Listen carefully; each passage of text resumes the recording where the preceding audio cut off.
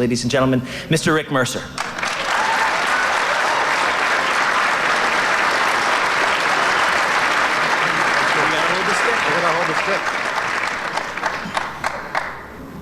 I know what you're thinking, my God, he's so tall.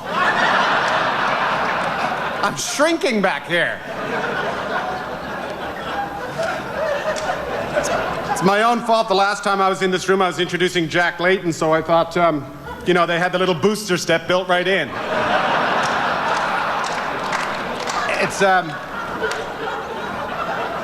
It's a great honor to be asked here tonight to give some opening comments. I'm here in my capacity as a guy who's not in the press gallery.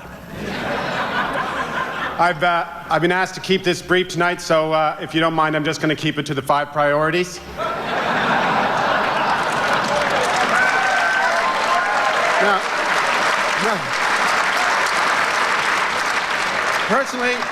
Personally, I'm actually a big fan of the 5 priorities. Actually, I know some people aren't. You know, my mother's not. You shouldn't take that personally, Prime Minister. She's pretty well against everything. But she asked me about this not that long ago. She said, what do you think of the 5 priorities? And I said, I think it's pretty good, actually. It's a good idea. It seems to make sense. You know, it's a new government. It's a new guy. It makes sense. It lays out what his priorities are, what he can and cannot do, or he thinks he can and cannot do, and, you know, give the guy some credit. You know, man can only do 5 things at once. And she said, exactly. That's why we need a woman.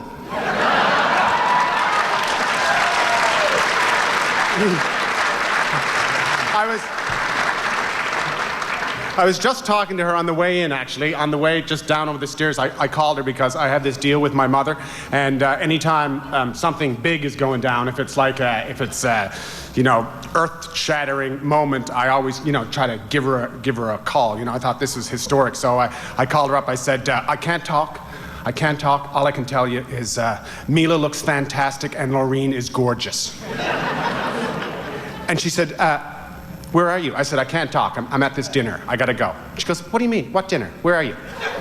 Suddenly it's like, you know, I'm in grade 10. It's after midnight. I'm out past curfew. She says, who invited you to this thing? I said, this guy. She says, what guy? I said, this guy has a magazine.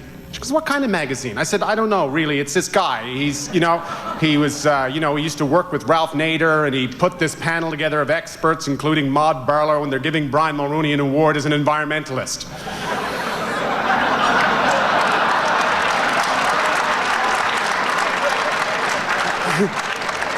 And she said, I'm going to ask you a question. I want an honest answer. I said, yes. She said, do you smell burning toast?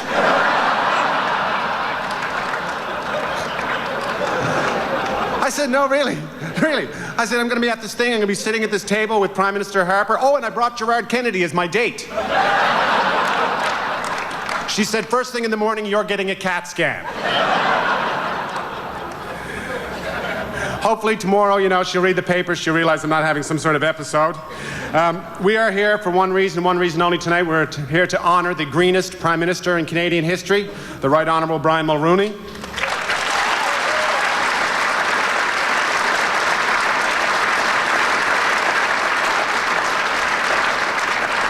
Personally, I had $20 on board, but turns out he was a litter bug.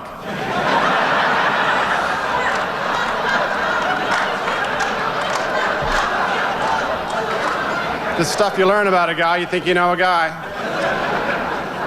But you know, while I'm happy to certainly sit here and celebrate your record as an environmentalist, it's difficult for me because my motto has always been, if you don't have anything nice to say, come sit with me.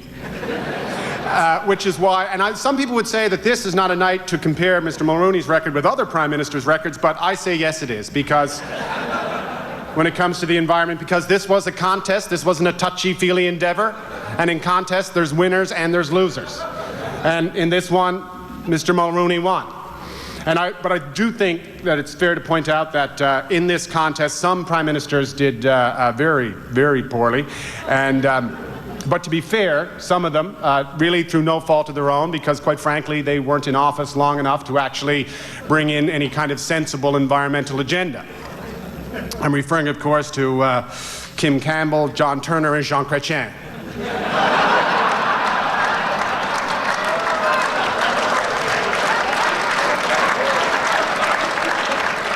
It's And I'm going to wrap up, but I'd like to say I think it's great that it was a Conservative who won this award because, quite frankly, I think the environment has to be the ultimate non-partisan issue, and for too long it's been perceived as an issue of the left, and that certainly can't continue to be. And there's just so many, unfortunate stereotypes around this. You have, on one hand, you have the stereotype of a Conservative who is strict and unforgiving, and then you have the stereotype of an environmentalist, which is, what's the word I'm looking for? Crazy. Nuts.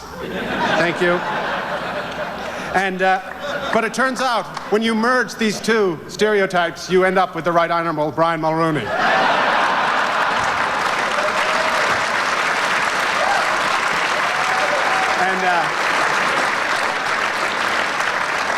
And as I look around this room and I look at this head table, I mean, certainly there's a current Prime Minister, and there may even be some people at this table who may end up living in 24 Sussex Drive in 2, 3, 4, 5, or 6 years. Yes, Ben Mulroney, I speak of you. And I hope whoever is the future Prime Minister in 5, 10, 15 years, whoever it is, I hope they take the lead from Prime Minister Brian Mulroney, and they remember that there's a very slight difference between the Greenest and the Greatest Prime Minister. It's just 2 letters and perhaps not even that. Thank you very much. Merci beaucoup. Have a nice night.